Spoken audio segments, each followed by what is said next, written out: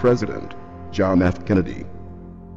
Ladies and gentlemen, the very word secrecy is repugnant in a free and open society, and we are, as a people, inherently and historically opposed to secret societies, to secret oaths, and to secret proceedings.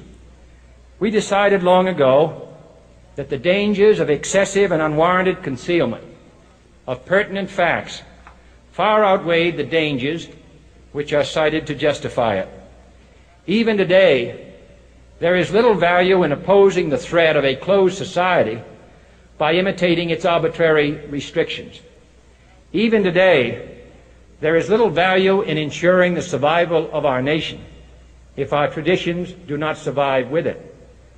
And there is very grave danger that an announced need for increased security will be seized upon by those anxious to expand its meaning to the very limits of official censorship and concealment. That I do not intend to permit to the extent that it's in my control.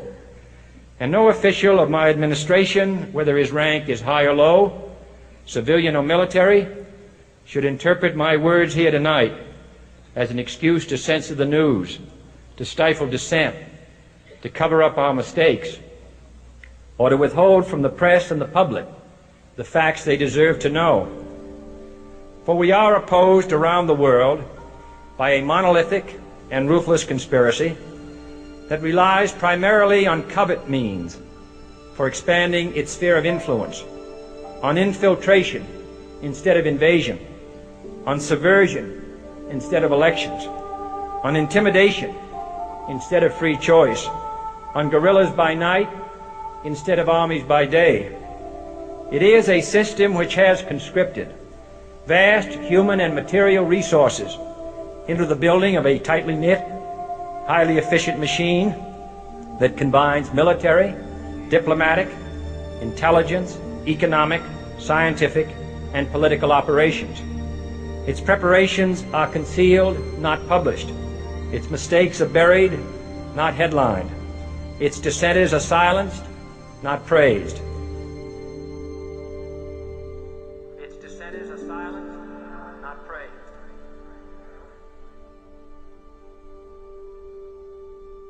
Its dissenters are silenced, not praised. Its dissenters are silenced, not praised. Its dissenters are silenced, not praised.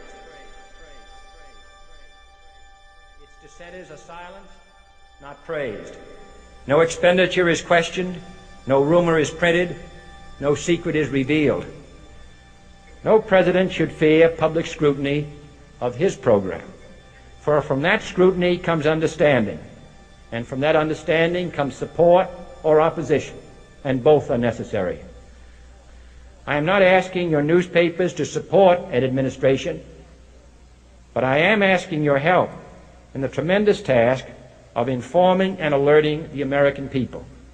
For I have complete confidence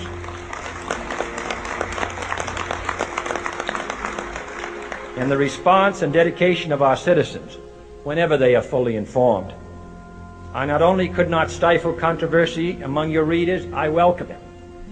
This administration intends to be candid about its errors, for as a wise man once said, an error doesn't become a mistake until you refuse to correct it. We intend to accept full responsibility for our errors, and we expect you to point them out when we miss them. Without debate, without criticism, no administration and no country can succeed, and no republic can survive. That is why the Athenian lawmaker Solon decreed it a crime for any citizen to shrink from controversy. And that is why our press was protected by the First Amendment, the only business in America specifically protected by the Constitution, not primarily to amuse and entertain, not to emphasize the trivial and the sentimental, not to simply give the public what it wants, but to inform, to arouse, to reflect, to state our dangers and our opportunities, to indicate our crises and our choices, to lead, mold, educate, and sometimes even anger public opinion. This means greater coverage and analysis of international news, for it is no longer far away and foreign, but close at hand and local. It means greater attention to improved understanding of the news, as well as improved transmission. And it means, finally, that government at all levels must meet its obligation to provide you with the fullest possible information outside the narrowest limits of national security. And so it is to the printing press, to the recorder of man's deeds, the keeper of his conscience, the courier of his news, that we look for strength and assistance, confident that with your help, man will be what he was born to be, free and independent.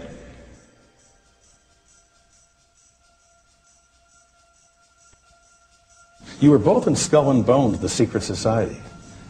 It's so secret we can't talk about it. What does that mean for America? The conspiracy theorists are going to go wild. I'm sure they are. I don't know. I haven't seen the web. Number 322. You both were members of Skull and Bones, a secret society at Yale. What does that tell us? Not much, because it's a secret. Is there a secret handshake? Is there a secret code? I wish there were something secret I could manifest. 322, a secret number? There are all kinds of secrets, Tim, but one thing is not a secret. I disagree with this president's direction that he's taking the country. We can do a better job, and I intend to do it. And we'll be watching. Be safe on the campaign trail. John Kerry, thanks for joining us. And we'll be right back.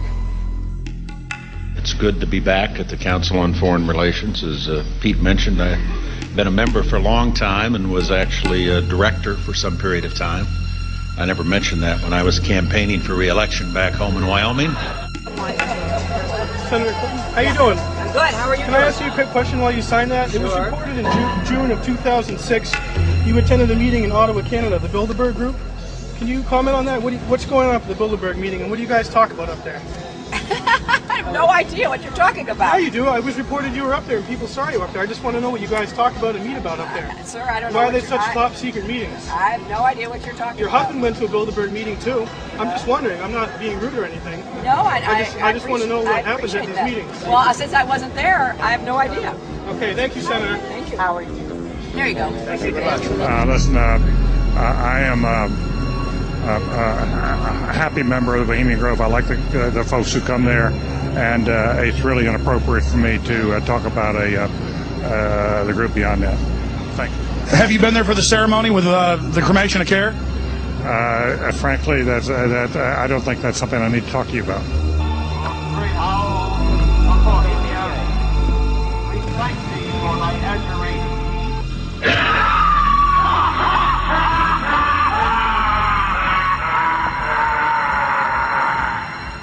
Have you been there for the ceremony with the cremation of care? Frankly, I don't think that's something I need to talk to you about. Really? That's right. Well, I'm Alex Jones, and I snuck in there in 2000. I'm the guy that blew it wide open and got the video. It's been on national TV. Well, I disrespect you for that. You do? I do. But there's a lot of big public officials going in there. Don't we deserve to know? I don't know anything about you, and I don't know anything about your film. But if you go in there with an understanding, you violated that understanding by releasing that film, and I don't respect you for that. Really? But we have public officials. I'm sorry. You took an understanding when you went in there that you would not do that film, and did you have an understanding when you went in there? No. Did you crash it? Yes. Yeah, and it has no trespassing signs there too, doesn't it? No, they put one after. Oh, I'm sorry. I'm sorry, sir. I've been there before. I know what the circumstances are, and I'm sorry you violated the understandings. That was not a gentlemanly thing to do. But what about the ritual? Is the ritual gentlemanly?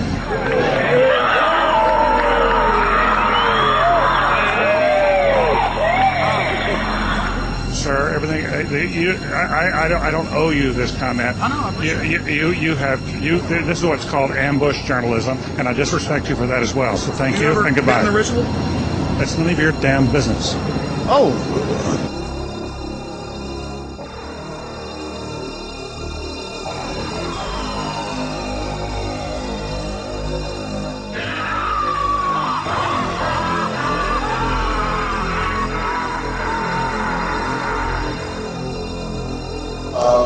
I'm not the Council on Foreign Relations. I don't know if I'm an official member. I've spoken there before.